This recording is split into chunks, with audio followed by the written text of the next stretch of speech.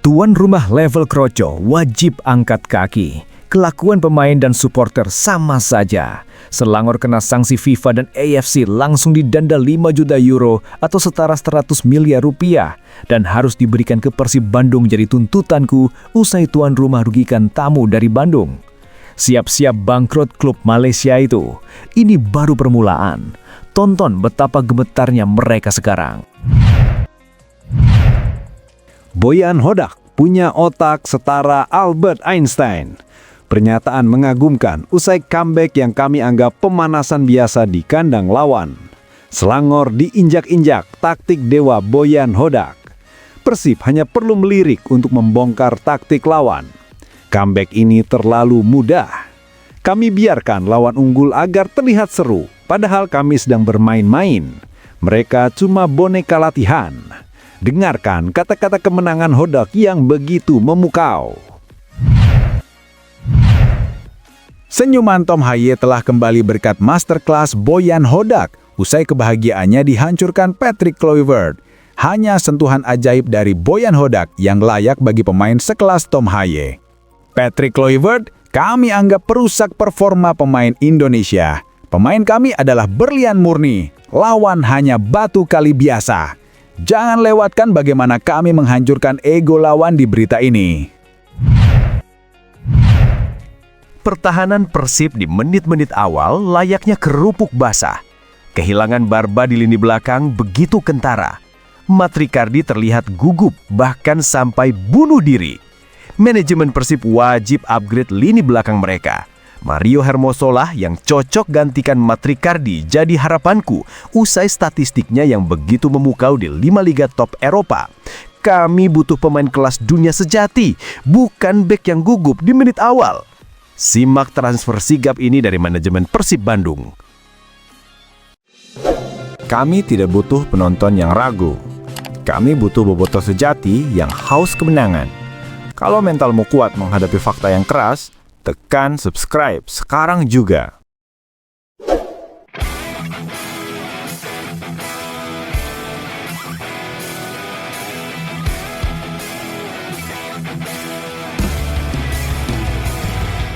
Tuan rumah wajib tanggung jawab atas kerugian tamu dari Bandung. Selangor kena sanksi FIFA dan AFC, langsung didenda 5 juta euro atau setara 100 miliar rupiah dan harus diberikan ke Persib Bandung atas insiden yang terjadi.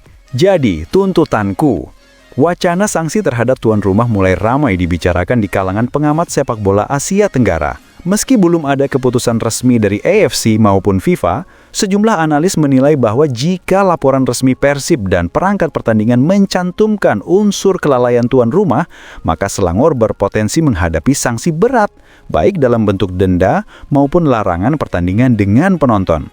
Dalam konteks regulasi AFC, pasal disiplin menyebut bahwa panitia pelaksana dan klub tuan rumah bertanggung jawab penuh atas keamanan tim tamu, ofisial, dan pendukungnya.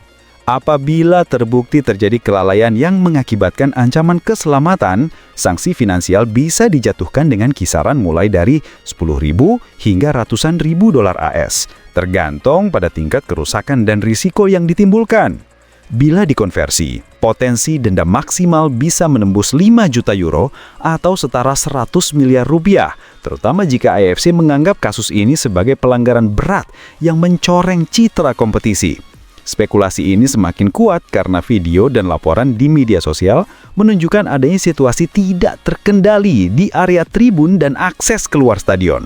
Jika fakta-fakta tersebut terverifikasi, maka FIFA maupun AFC berhak menuntut tanggung jawab langsung kepada pihak penyelenggara. Dalam skenario ekstrim, sebagian analis menilai denda tersebut bahkan bisa diarahkan untuk kompensasi terhadap klub tamu, yaitu Persib Bandung, sebagai bentuk ganti rugi atas risiko keamanan dan potensi kerugian moral maupun material.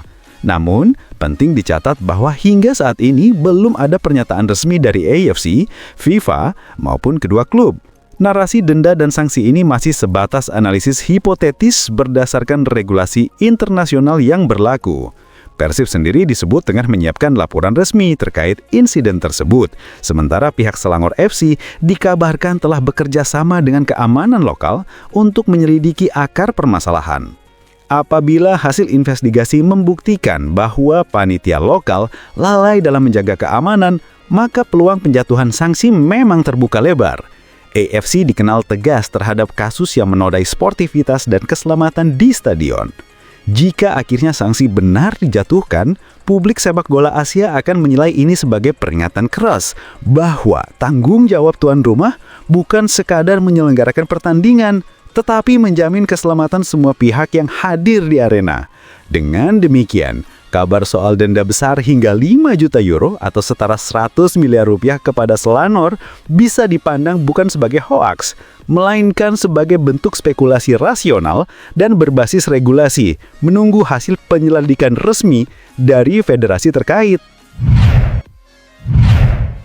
Kemenangan dramatis 3-2 Persib Bandung atas Selangor FC di AFC Champions League 2 tidak sepenuhnya menutupi kerentanan yang terlihat jelas di jantung pertahanan Maung Bandung. Meskipun Boyan Hodak memuji mentalitas tim untuk comeback, hilangnya sosok Federico Barba di lini belakang begitu kentara, meninggalkan lubang besar yang dieksploitasi lawan. Dan puncaknya adalah performa yang mengkhawatirkan dari Patricio Matricardi. Lini belakang Persib terlihat rapuh, lambat panas dan kurang koordinasi. Gol cepat Selangor FC dan kemudian gol bunuh diri Matricardi di menit ke-17 menjadi bukti nyata. Matricardi yang seharusnya menjadi pilar pengganti Barba tampak gugup dan kurang percaya diri. Gol bunuh diri tersebut entah karena salah antisipasi atau kurang komunikasi dengan Teja Paku Alam, menunjukkan adanya tekanan besar yang tidak mampu diatasi oleh sang bek. Persib Bandung kini wajib mengerucut pada satu nama superstar Eropa, Mario Hermoso. Manajemen Persib tidak bisa lagi hanya berpuas diri dengan performa cukup di level Asia. Jika ambisi juara kontinental benar-benar nyata, solusi jangka pendek dan jangka panjang ada pada bek kelas dunia. Dan di bursa transfer tahun 2025, Hermoso memiliki profil dan situasi yang meskipun sulit, tetap layak untuk diperjuangkan oleh klub sekelas Persib. Berdasarkan kabar terbaru di dunia maya, spekulasi kedatangan Hermoso ke Persib akan menjadi mega transfer yang menggemparkan, mengingat fakta-fakta berikut. Mario Hermoso saat ini tidak lagi bermain untuk AS Roma, klub yang merekrutnya pada September 2024 dengan status free transfer setelah kontraknya habis bersama Atletico Madrid. Hermoso ternyata telah pindah ke Bayer Leverkusen pada bursa transfer Januari 2025 dengan status pinjaman hingga akhir musim dari AS Roma. Hal ini terjadi karena Hermoso disebut kurang mendapat tempat di tim utama AS Roma meskipun baru didatangkan.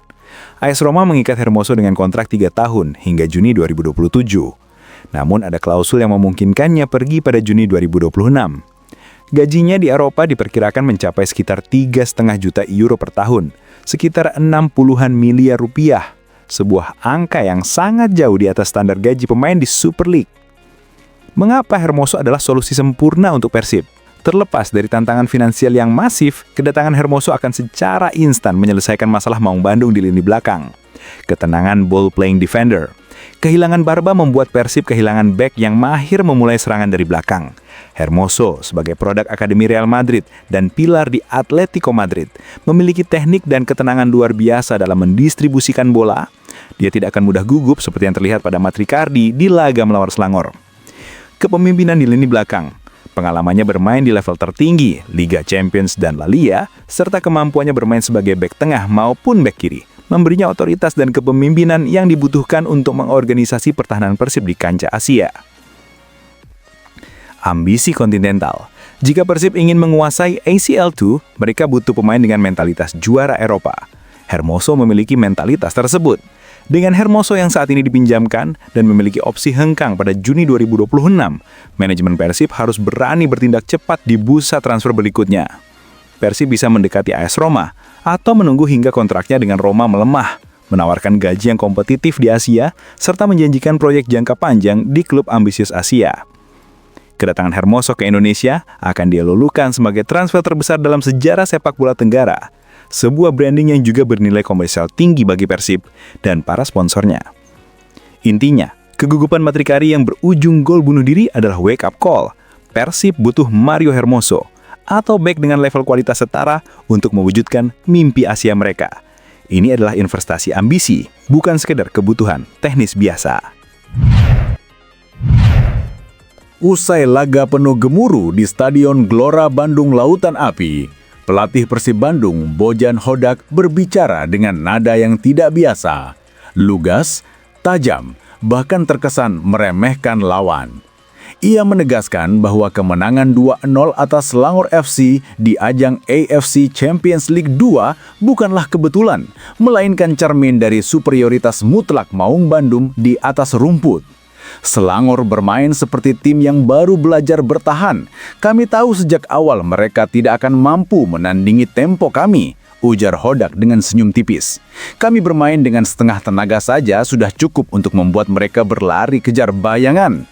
Bojan tidak berhenti di situ. Dalam sesi konferensi pers yang disaksikan ratusan awak media, pelatih asal Kroasia itu secara gamblang menyebut bahwa laga malam itu terasa seperti latihan taktik, bukan pertandingan kompetitif. Kami menekan, mereka mundur. Kami menggiring, mereka terpleset. Ini bukan pertarungan, ini dominasi. Persib bermain sepak bola sementara mereka sibuk mencari napas. Ia juga menyanjung pasukannya dengan cara yang semakin mempertebal aura Cywar. Saya bilang ke pemain sebelum laga, jangan takut. Lawan bukan monster. Mereka cuma tim yang namanya besar di koran, bukan di lapangan. Sekarang semua orang lihat hasilnya. Bojan bahkan menyinggung mentalitas klub lawan. Selangor punya stadion megah, tapi mental mereka masih di ruang ganti. Kami datang, kami main, kami pulang bawa 3 poin. Itulah bedanya klub besar dengan klub yang baru belajar besar. Katanya disambut tawa kecil para jurnalis. Ia juga memberi sindiran keras soal pengelolaan dan atmosfer pertandingan. Kalau mereka pikir bisa mengintimidasi kami dengan sorakan atau reputasi, mereka salah alamat. Kami sudah terbiasa dengan tekanan jauh lebih besar. Di Bandung, 40.000 bobotoh bisa membuat pemain lawan gemetar, tapi kami tidak pernah kehilangan kepala. Di sini kami malah merasa seperti main di rumah sendiri. Hoda kemudian menutup sesi wawancara dengan kalimat yang seolah menjadi pukulan psikologis. Persib bukan sekedar tim, tapi pesan untuk semua lawan di Asia Tenggara. Kalau ingin menang, kalian harus jadi lebih dari sekedar penonton yang berharap keberuntungan. Kami datang untuk menaklukkan, bukan untuk belajar. Pernyataan itu sontak menjadi bahan perbincangan panas di media sosial. Tagar hashtag Persib Too Strong dan hashtag Bojan Effect ramai di platform X atau Twitter dan Instagram. Para bobotoh memuji kepercayaan diri sang pelatih, sementara pendukung lawan menilai komentarnya sebagai bentuk arogansi. Namun bagi Bojan Hodak dan Persib, itulah cara terbaik menunjukkan kekuatan, bukan hanya lewat skor, tapi lewat sikap yang membuat lawan berpikir 2 kali sebelum berhadapan lagi. Kini, setelah kemenangan ini, Maung Bandung bukan hanya memimpin klasemen grup G, tapi juga mengirim pesan mental yang jelas. Di Asia, Persib tak lagi underdog. Mereka adalah ancaman yang siap menelan siapapun yang meremehkan biru di dada. Senyuman Tom Hai kembali berkat masterclass Boyan Hodak. Kisah kebangkitan Persib Bandung yang dramatis di AFC Champions League 2 yang dipuji habis-habisan oleh Boyan Hodak karena menampilkan mentalitas baja ternyata sejalan dengan kisah performa individu gelandang andalan tim Tom Hai. Sejumlah media massa menyoroti bagaimana pelatih asal Kroasia tersebut berhasil memaksimalkan peran Hai hingga mencapai puncak performanya, seolah mengembalikan senyum sang pemain setelah periode yang sulit. Tom Hai bergabung dengan Persib Bandung untuk Super League 2025 dan didatangkan Boyan Hodak dengan ekspektasi tinggi untuk menjadi jenderal lapangan tengah. Namun, di awal kedatangannya, Hai menghadapi masalah yang wajar bagi pemain yang pindah dari Eropa, kondisi kebugaran dan adaptasi yang belum 100%. Hodak mengakui bahwa Hai tidak mengikuti pramusim dan sempat kelelahan sehingga butuh waktu untuk mencapai match fitness. Ini tergambar dari pernyataan Hodak yang tidak memberikan perlakuan istimewa dan menilainya masih butuh waktu adaptasi hingga 6 bulan. Peran Boyan Hodak mengembalikan kualitas sebenarnya. Seiring berjalannya waktu, Hodak menunjukkan kesabaran dan strategi yang tepat dalam mengolah potensi Hae.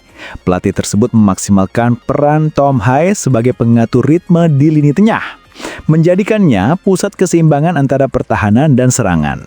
Hodak kini memberikan apresiasi tinggi terhadap peningkatan performa Hae.